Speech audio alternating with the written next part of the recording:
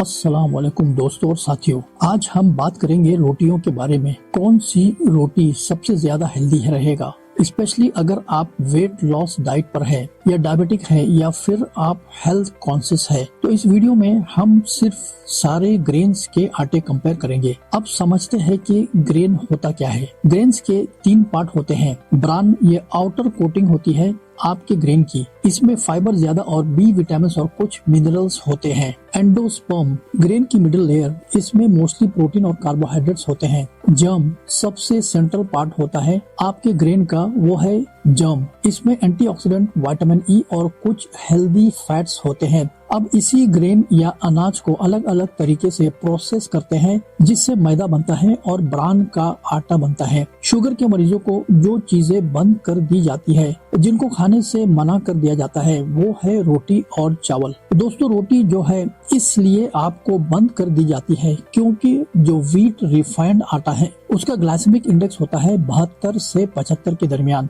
मतलब यह है कि ये हाई ग्लाइसेमिक इंडेक्स है, यानी हाई कार्बोहाइड्रेट फूड है, और जब आप इसकी रोटी खाते हैं तो 30 मिनट्स में ही आपका शुगर लेवल बढ़ जाता है। तो गेहूं से और चावल से इसलिए आपको मना किया जाता है। फिर हम कौन सी रोटी खाएं? ऐसा कौन सा ऑप्शन है कि हम खा भी ले और हमारा ब्लड शुगर ना बढ़े? तो हम अब बात करेंगे ग्रेन, मिलेट या बाजरे की। क्या बाजरे की रोटी हम खा सकते हैं? तो सबसे पहले इसकी ग्लाइसेमिक इंडेक्स की बात की जाए। ग्लाइसेमिक इंडेक्स है 51 का ग्लाइसेमिक इंडेक्स ये होता है कि ये मीडियम स्कोर होते हैं। इसका मतलब होता है कि अगर आप इसकी रोटी खाते हैं तो ये फौरन से आपकी शुगर लेवल नहीं बढ़ाएगी। दूसरी वजह यह है कि रिफाइंड कार्ब्स नहीं होता है, बल्कि कॉम्प्लेक्स कार्ब्स होता है, जो कि थोड़े थोड़े आहिस्ता आहिस्ता करके आपके खून में शामिल होते हैं और अचानक से आपकी ब्लड शुगर लेवल नहीं बढ़ाते हैं। और बाजरा या मिलेट खाने की सबसे बड़ी वजह ये भी है कि ये रिच इन फाइबर होते हैं,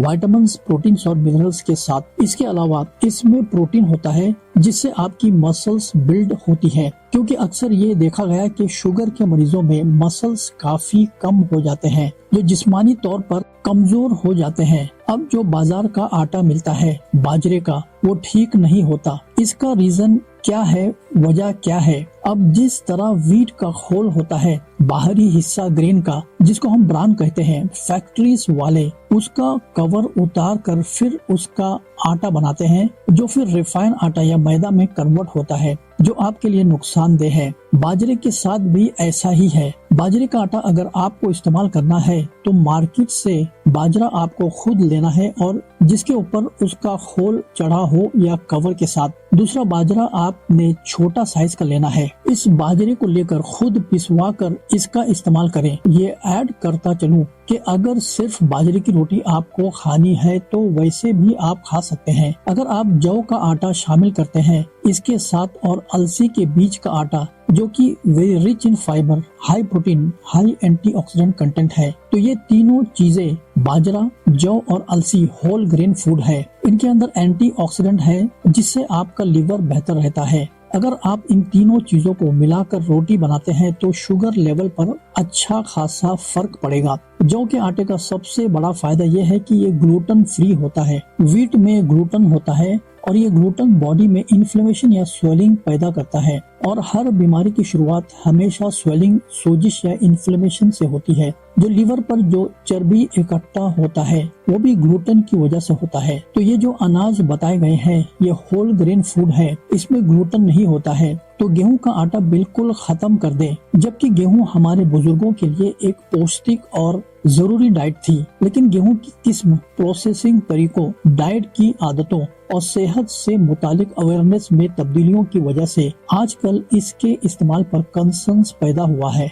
आजकल का गेहूं खासकर अपनी रिफाइंड शक्ल में ग्लूटेन सेंसिटिविटी, हजम का मसला और ब्लड शुगर लेवल्स में इजाफा जैसे सेहत के मसाइल का सबब बन सकता है। मगर अगर गेहूं को उसकी असल अनप्रोसेस शक्ल में और मॉडरेट क्वांटिटी में खाया जाए तो ये फिर भी एक आइडियल डाइट का हिस्सा बन सकता है। हमारा मकसद है आप तक ऑथेंटिक हेल्थ इंफॉर्मेशन पहुंचाना आसान अंदाज में, ताकि आपको डॉक्टर्स की ज्यादा जरूरत न पड़े। इंग्लिश में हमारा कंटेंट वॉच करने के लिए हमारे channel Sharjah health matters visit करें। Support us by like, share and subscribe. See you next time इंशाअल्लाह।